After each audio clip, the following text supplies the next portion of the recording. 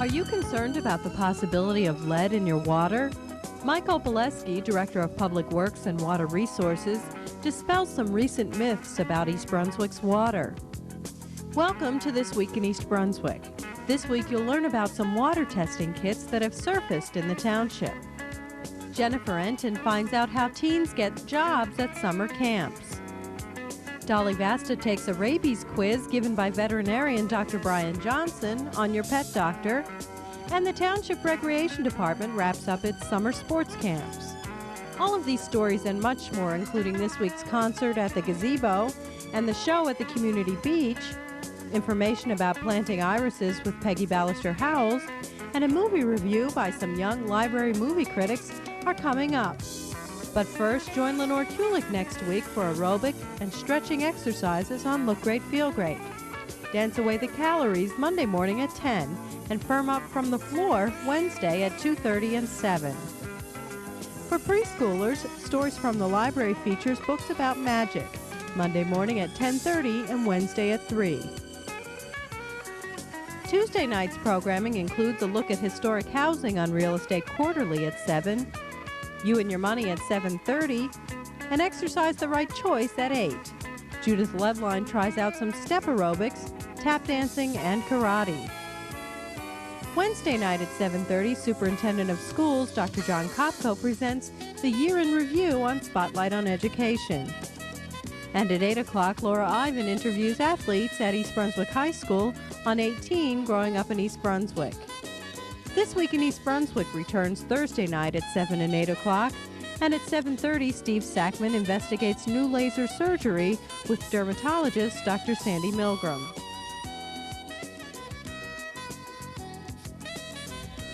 Hello, I'm Michael J. Opoleski, Director of Public Works and Water Resources. What I'm here today for is to give you some information that we're getting from consumers within the township. Over the past few weeks, there has been an organization leaving sampling bottles at homes for water sampling to be done within the home. Some of the information that's being given out by the company may be misleading. What we're asking, if there are any concerns that you have with the drinking water within your home, that you call the Department of Public Works at Water Resources at 390-6886, and we will gladly supply the information of all characteristics in the drinking water.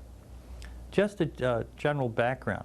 The Water Utility of East Brunswick has done extensive testing on the chemical content of the water. If you wish any copies of that testing, they can be obtained at the reference section of the library, or you can again call the Public Works Department and we will gladly send them to your home. Also, if you wish to have some testing done at your home, we can incorporate you within our testing program. This is an informational address to you, so if there are concerns about the quality of drinking water that you may have, please call my office. I thank you. Hi, I'm Jennifer Enton. This week, my series on summer employment brings us to Lakeview Day Camp on Riva Avenue in East Brunswick. I'm speaking with Amy Wasserman, one of the directors of the day camp. Amy, day camps are probably one of the #1 employers of students during the summer. How many students do you employ? I would say anywhere from 75 to 100 are actually students in high school and college. What types of things do you look for in an employee? Well, a lot of the students who come figure that we are looking for their wonderful sports skills and their arts and crafts skills, which are definite pluses, but we're looking for that warm individual, that caring individual who will help each camper develop their self-esteem and make them feel great about themselves and have a really fun summer. Does a student need to have experience with the kids, or can they just apply? With the amount of competition, I would say that it definitely helps to have some experience, and the fact that we wait until they're a little older. Most of them have been out in the field. Most of them have worked at a number of camps before coming to us. And what types of different positions are available to students here at Lakeview? We start with the junior counselors and counselors who work with groups of campers. Then there are specialty positions, arts and crafts, nature, music, dance, drama, cooking, computers, on and on. So we use a little bit of everybody's skills, and they can do a wide range of things. At what age can a student begin to work at Lakeview? Well, the thing that we feel makes Lakeview special is that we have them wait a little while. Our campers go up until 8th grade, until they're 13, and then we say wait a few years, get a little experience elsewhere, come back to us. If you're 15 or 16, you can work in the kitchen as a waiter or waitress, and then they can become junior counselors when they're going into their senior year in high school or going into freshman year in college. And the thing I would like to also bring out is the thing that's nice in our staff is that they do want to come back. We find that our campers start when they're very young, come through as campers, and then after a few years they come back to me and say, I couldn't wait. You know, I've waited 5 years and now I can come back as a junior counselor. We also have many teachers on staff who have their campers, their children here as campers, and I find that the kids I had in kindergarten are my counselors now, are the parents of our children. It's a very nice family atmosphere. When would you suggest a student begin to apply for a position on your staff? If they want to be junior counselors, they should come in the fall. Those are the new people we hire. For the other people, the senior counselors and up should wait until the winter after we have already sent out the contracts and find out who is coming back from our old staff. And by the way, our old staff members who come back normally are about 85%, and this year I would say it's 90 to 95%. We have a huge return rate, which is wonderful. When do you notify the people that they were chosen to be counselors for the summer? We wait until we send it out so that they'll receive it when they come home for Thanksgiving break from college, most of them. So about November they receive it, and by December they are to tell us whether they've decided to return. And for people that are just applying, when would they find out? They apply in the winter, and we try not to make them wait too long and, you know, go crazy waiting. Usually we tell them within a few weeks if they have a position at Lakeview. What is the application process like? We have them come in.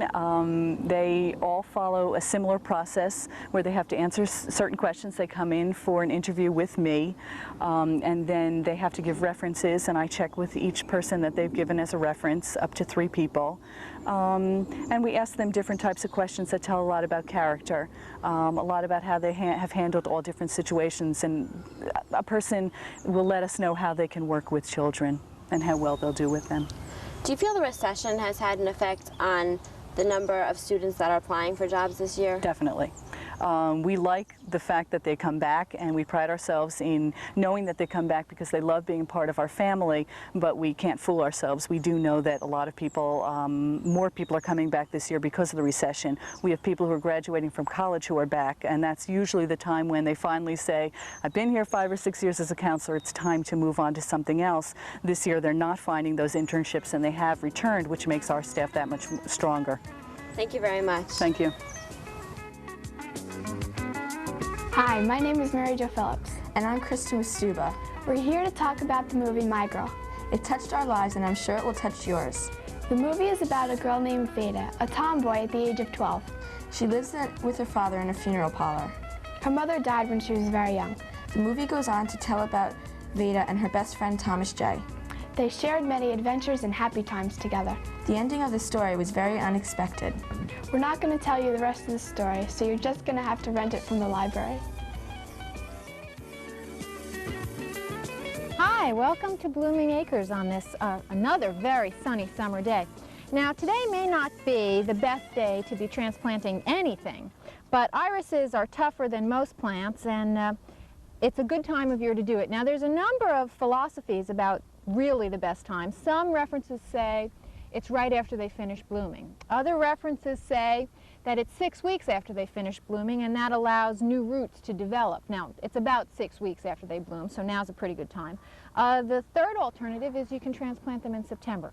Now, as a testimony to how tough irises actually are, these were on Blooming Acres when we moved into the place. They had been kind of heaped up into a massive lump and ignored. They have only put out a couple of blooms, but this all came from one big pile where they've been growing for the last 2 years. So we are going to divide them up and start them over, and we don't know the variety names. I don't even know if there's more than one variety here, but certainly they have been tough enough to survive, and we're going to plant them in this bed close to the road so that if they get run over, I won't be too upset since they sort of came with the place. But with a little luck, they will all do well and provide us some nice color within the next couple of years. Now remember, when you transplant irises, very often you don't get blooms for 2 or 3 years, so we won't be too disappointed if we don't see any color just next spring. Now as you can see, I'm cutting them back to about 6 inches, cleaning off all of the dead leaves, and would remove any kind of root that felt soft or hollow or was too shriveled up, because that may be an indication of disease, or may also be an indication of the iris borer, which is a very unpleasant creature and can do a tremendous amount of damage. Now the smaller the roots that you take, like this is a pretty small piece, the longer it's going to take to come back into bloom again. On the other hand, it also gives you that much more time before you have to transplant them again in the future. So we'll cut them all back here. We'll pull off some of this yucky old dead stuff. This, of course, all goes onto the compost pile. Again, I have no idea what these varieties are. Prune that one back. Now, I think that we've got enough here for a nice little planting. Get rid of these. Now, soil preparation with irises is just as important as soil preparation is for just about any plant.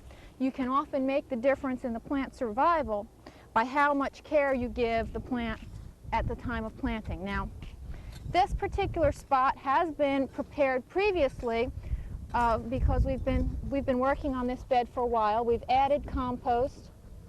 We've been planting junipers along the street here all season.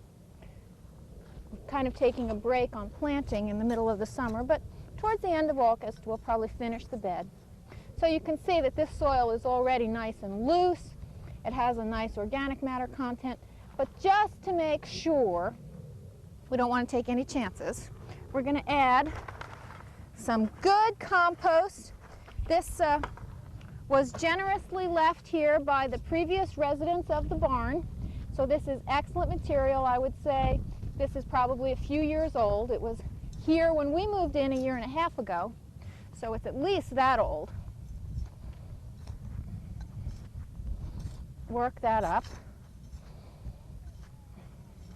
Could also add a little bit of organic fertilizer. In the heat right now, I'm not going to do that. Perhaps I will fertilize them again in the spring.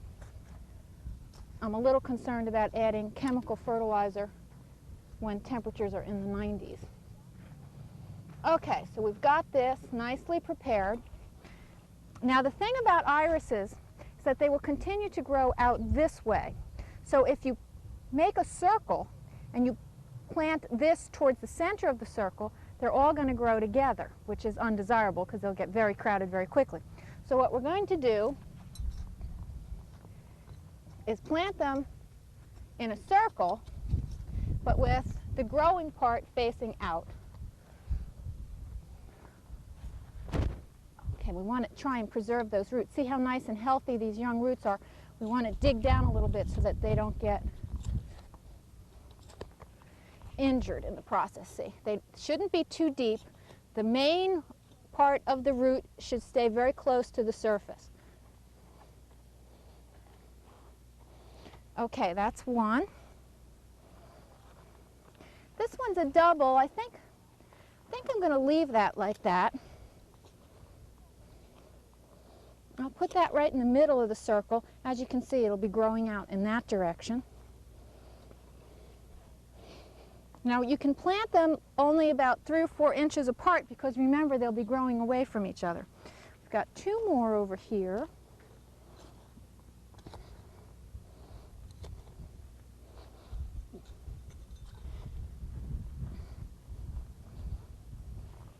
This is the last one. Now irises like some sun. They will probably do all right with a small amount of shade. They don't necessarily have to be in the blazing sun as they are right here at Blooming Acres. Of course, we don't have any shade at Blooming Acres, which is kind of a problem. But be aware that if you plant them where you've planted other trees and the irises stay in the same spot and the other trees grow up, very often in 3 or 4, maybe 5 years, they will be in a spot that's too shady. So please keep that in mind. they may have to be transplanted at that time, or maybe just they'll give up. Now, especially in hot weather like this, it's important to make sure we give them a good, thorough drink. Now, that doesn't mean like a little bit of water on the surface. It means enough for the whole root system to get a thorough drink. Now, if you remember, those roots are about 5 or 6 inches long, so that means the water has to be able to penetrate down at least 5 or 6 inches. What you can do is let it puddle like that, so it doesn't run off too much. Wait a minute for the water to sink down and then give it another drink. But do it thoroughly. And it would be a good idea to water every day for a couple of days, as long as the weather remains this hot, and then taper off. Once they become established, they shouldn't need water any more than once every 10 days. But give them a little extra TLC at the beginning. And we'll see you here next time at Blooming Acres. Bye-bye. Sports camps organized by the Township's Division of Recreation concluded with awards presentations on Friday last week. Girls could attend a camp for basketball, field hockey, soccer, or softball, and for boys, soccer and basketball were offered. The camps run for a week every summer and are each directed by the respective East Brunswick High School varsity coach. Coach Dan Hastings said the boys' soccer camp, with 53 boys enrolled, ran smoothly this year despite the heat and humidity. He explained how the program works. Cindy, when the kids come into the camp on Mondays, what we do is set them up into different teams according to age. We have a college division, which is 8, 9, and 10 years old, and a World Cup division, which is 11 to 15. What we do is have the coaches evaluate their ability, put them into teams, and then we run different contests through the week as well as a game situation. We wish we could give an award, a trophy, plaque to every single boy, but it's impossible, as you well know. But what we do is we have contests, which we call 1v1, where one boy goes against another, first in the team, and then teams go against each other for an individual camp champion at the college division and the World Cup division. Are most of these kids involved in the recreational soccer program? A lot of them are, Cindy, but there are some out of town, people that are in camp this week. But I would say a large percentage of them are from the East Brunswick town, as well as the East Brunswick Recreation Program, and traveling teams, which do an excellent job. And who are these young men who are working with them? The young men that work with them, I'm glad you said young, because I guess I'm about the oldest person here. But we have 4 people that have been here for at least 5 years or more. We have Leo Whalen from North Brunswick High School, who's currently the North Brunswick JV boys soccer coach. We have Paul Erie, who was a former goalkeeper of mine back in the 1970s. He's been here for 5 years. He just graduated from Rider College. We have Mitch Rubin, who's a college soccer player that was a college All-American at Longwood College. He was a former East Brunswick player here. And Mike Zielinski, who's my current 9th grade coach for the boys team here at Churchill. They do an outstanding job with their experience, their effort, and enthusiasm.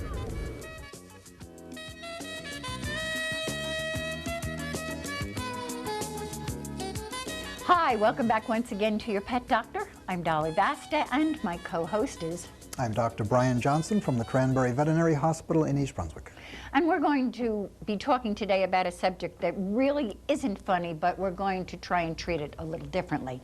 And the subject is rabies, and one that is very prevalent here in this area. So we're going to be giving a test, from what I understand. So I challenge all of you out there to take the test along with me, and we'll find out a little more about rabies. This man is determined to trip me up. No, they're all perfectly straightforward questions, so which you should know. Right, okay. Okay, we're going to give 10 questions, and if everybody would like to follow along, we'll see how well you do with the listeners. With the answers, yeah. Sure, go ahead. Easy one. Rabies can be prevented in dogs, cats, and people by getting pre-exposure vaccination. True or false? Let's see. Well, it's true to get a shot for, I don't know if they have a shot for people yet. Oh, yes, they do, don't they? Yes. I'm asking you. Yes, true. Okay. I had to think for a minute. Rabies is a disease of all animals, dogs, cats, birds, people, etc. True. Okay. Once clinical signs show, rabies is always fatal. True. You know what they say about tests? Anything that says always and never, usually wrong? So think about that one. The test for rabies It used to be when I was younger. Here's another one. The test for rabies is a relatively simple blood test like Lyme disease. True. Okay. The quarantine period for a non-vaccinated dog or cat that is bitten by a wild animal is 6 months. False. The only way to get rabies is to be bitten by a rabid animal. True. Unlike dogs and cats, wild animals can have the rabies virus in its saliva before it shows signs of the disease. True. The rabies virus does its damage by destroying brain cells. True. Pets kept entirely indoors do not need rabies vaccination. False. The most common wild animal to have rabies is the raccoon. True. Well, you ended up pretty good, but you blew the first part of it. All right. Okay, what did I blow? All right, let's see if we can...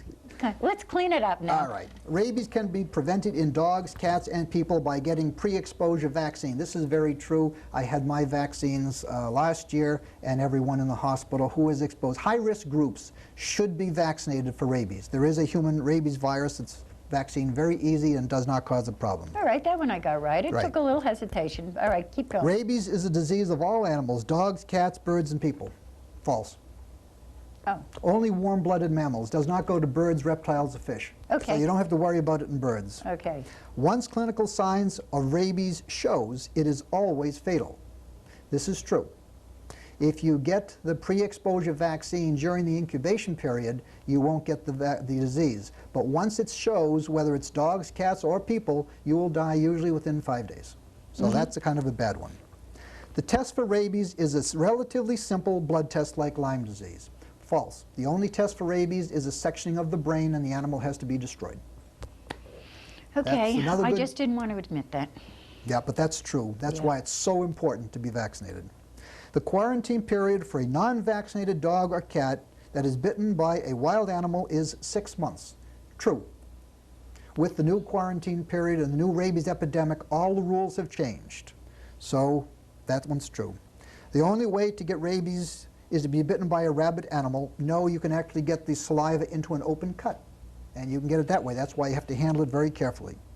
Unlike dogs and cats, wild animals can have the rabies virus in the saliva before the signs show. This is true. They can carry it for as much as 6 months. That's why everyone asks, do not take in wild animals as pets. They can have rabies and transmit it to you before they show the signs. The rabies virus does its damage by destroying brain cells. Yes, it gets in, breeds within the cells of the brain, and does its damage. Pets kept entirely indoors do not need rabies vaccination. This is absolutely false. It's number one required by law, and that's no protection. The most common wild animal to have rabies in this area is the raccoon, and that's true. This is a rabies raccoon epidemic that we're going through now, a major problem. So, in wrapping it up then, get your pet inoculated. There are a lot of places that are doing even free rabies if you're having problems financially. Just get it done. Absolutely. Take care. We'll see you next week.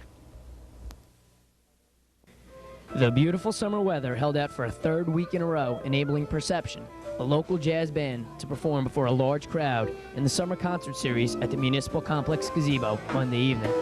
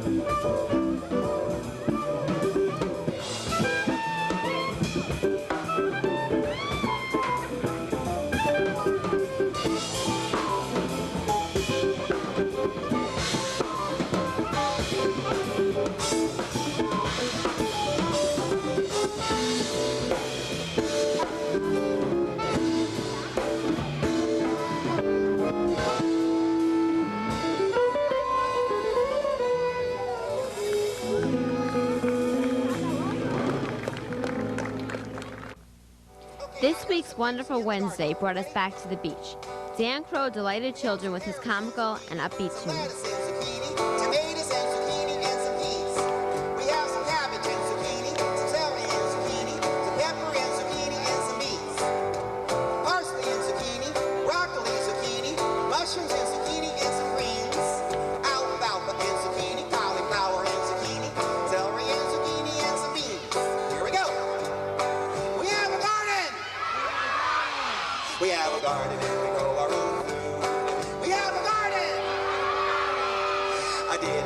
shout and be so rude. Okay, now there are other things in the garden, and here they are. Here we go. We have some berries and zucchini, some melons and zucchini, some pumpkins and zucchini, and some bugs. Spiders and zucchini, snails and zucchini, beetles and zucchini, and some slugs. Popcorn and zucchini, ice cream and zucchini, pizza and zucchini, and some kelp. Candy and zucchini, chocolate and zucchini, zucchini, zucchini, zucchini, zucchini, help! We have a garden! We have a garden and we grow our own food. We have a garden! I didn't mean to shout and be so rude. No, I didn't mean to shout and be so rude. Yeah, I didn't mean to shout and be so rude, rude. With Friday's performance of Puss N Boots, the East Brunswick Children's Summer Theater is now halfway through its 33rd season. 3 performances remain: Hansel and Gretel on July 24th, Pinocchio on July 31st, and Peter Pan Meets the Wicked Wizard on August 7th. Public performances begin at 11 o'clock Friday mornings in the high school auditorium. Admission is $1 for children and $2 for adults. That's all for this week. Thanks for watching.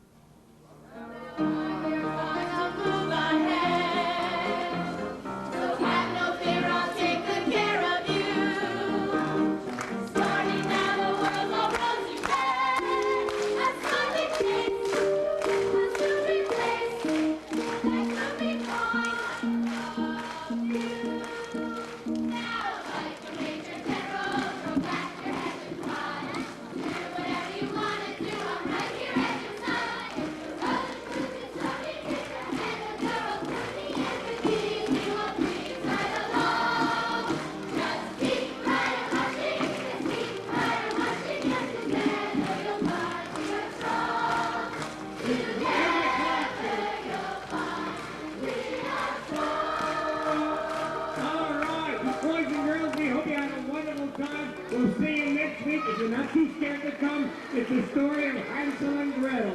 Goodbye, everybody. Bye.